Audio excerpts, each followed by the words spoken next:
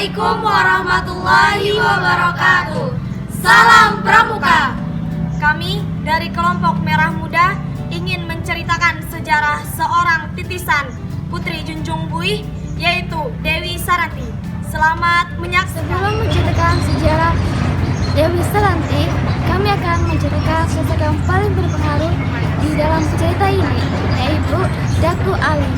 Datuk Aling adalah ayah dari Dewi Saranti. Aling adalah seorang saudagar kaya, yang mana dia adalah seorang petani terbesar di daerahnya. Datuk Aling memiliki banyak perahu atau yang biasa masyarakat Banjar sebut dengan jukung. Perahu itu biasa digunakan sebagai alat transportasi atau perniagaan.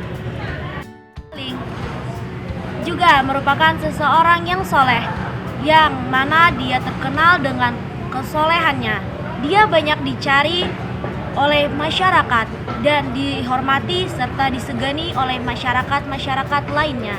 Pertengahan abad ke-19, kondisi politik di Banjar sangat memanas. Belanda belum bisa menaklukkan kota Banjar. Akan tetapi, secara berangsur-angsur, Belanda mulai memasukkan pengaruh politik di kerajaan Banjar. Ketika Sultan Adam Al-Wasik Billah meninggal pada tahun 1857, mulailah Belanda mencampuri urusan pergantian sultan. Sebagai tokoh masyarakat, Datuk Aling merasa ikut terpanggil untuk memperbaiki politik yang mendapat pengaruh dari jajahan Belanda. Datuk Aling melakukan uziah. Beliau bertapa di suatu tempat di mana tidak terjangkau oleh masyarakat setempat. Pada saat siang hari, beliau melakukan puasa.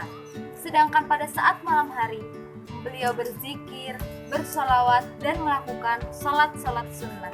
Beliau berharap agar mendapatkan petunjuk dari Allah Subhanahu wa Ta'ala untuk memperbaiki kerajaan Banjar yang sudah dimasuki oleh penjajah Belanda. Berita tentang Datuk Aling yang menerima bisikan gaib itu dengan cepat menyebar luas ke seluruh wilayah Muning dan kampung-kampung sekitarnya. Beruntun pun terjadi. Putri Datuk Aling yang bernama Saranti kesurupan. Dalam mulutnya keluar suara dalam bahasa Banjar. Apakah hendak anaknya selamat atau mati? Apabila abahnya hendak anaknya selamat, kawinakan Saranti lawan Dulasa, karena Saranti akan menjadi Ratu Putri Junjung Buih, sedangkan suaminya Dulasa akan menjadi Pangeran Suryanata. Datuk Aling adalah sosok dan figur yang memiliki karisma yang tinggi di kalangan masyarakat dalam wilayah kerajaan Banjar. Setiap hari, ribuan penduduk menghadap beliau. Sebelumnya hanyalah kampung biasa, kini telah berubah menjadi kampung yang sangat ramai. Daerah Muning menjadi suatu kekuatan sosial yang besar. Tempat Datuk Aling tinggal yang semula bernama Kumbayau berubah menjadi Tambai Mekah. Datuk Aling yang semula hanyalah tokoh masyarakat biasa berubah menjadi raja yang selalu dihormati setiap orang yang datang. Selanjutnya, ia juga mengatur sebuah daerah Tambai Mekah sebagai sebuah kerajaan yang terlepas dari pengaruh struktur kerajaan Banjar.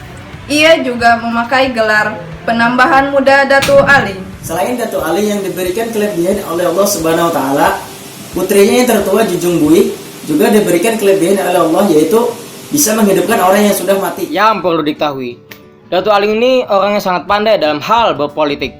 Maka dengan itu dia memperkuat strategi dalam hal politiknya dengan cara mengawinkan putrinya Saranti dengan putra Pangeran Antasari yang bernama Gusti Muhammad Said, yang mana dahulu Dewi Saranti ini pernah menikah dengan Dulasa, lalu mereka bercerai.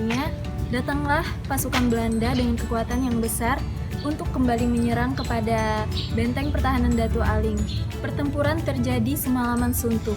Datuk Aling, Saranti, beserta beberapa pengikut setianya tetap bertahan dan tidak mau menyerah kepada Belanda meski api telah menjilat ke seluruh masjid.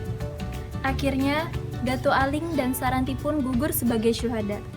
Dengan gugurnya Datuk Aling dan Saranti, Pangeran Antasari pun mengeluarkan semboyan yang berbunyi haram menyerah wajah sampai ke puting, yang artinya haram menyerah kepada Belanda sampai tetes darah penghabisan. Sekian cerita sejarah Dewi Saranti dari kelompok Merah Muda. Semoga bermanfaat. Wabillahi taufik wal hidayah, waridha wal inayah. Assalamualaikum